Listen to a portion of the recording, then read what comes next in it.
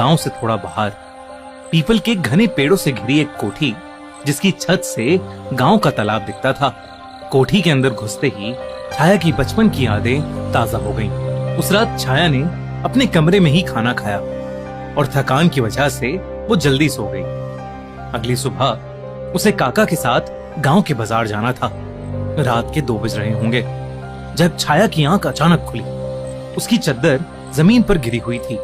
वो जैसे ही अपनी चद्दर उठाने झुकी, उसे अपने कमरे के बाहर से एक आवाज आई। उसने थोड़ा गौर से सुना तो उसे लगा कि शायद कोई उसे बुला रहा है।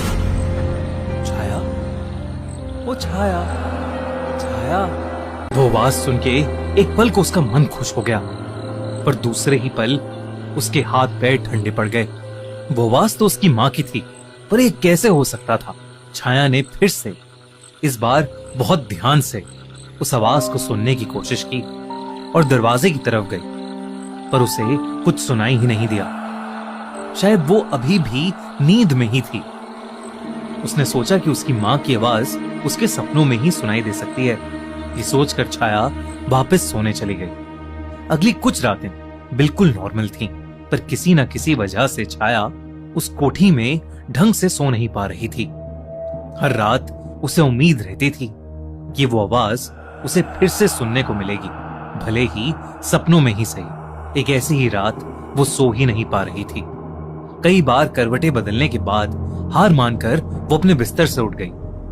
उस रात उसे उस कमरे में एक अजीब सी घुटन हो रही थी और इसलिए उसने अपनी माँ का दुपट्टा ओढ़ा और वो खुली हवा के लिए कोठी की छत पर चली गई।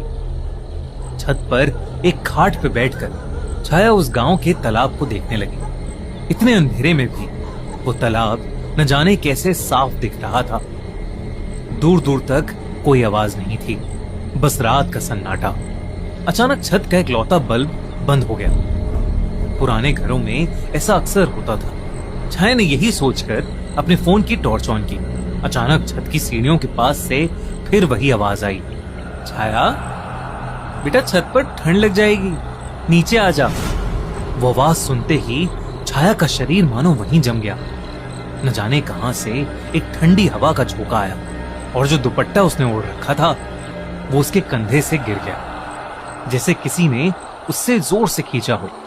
मेरे पास आजा छाया, कब से बुला रही हूं। इस बार वो आवाज बहुत पास से आई थी, जैसे कोई उसके कान में फुसफुसा रहा हो। छाया तुरंत पीछे पलटी, पर वहां कोई नहीं था। तभी खाट की तरफ से एक आवाज आई। मैं तेरा इंतजार कर रही हूँ छाया।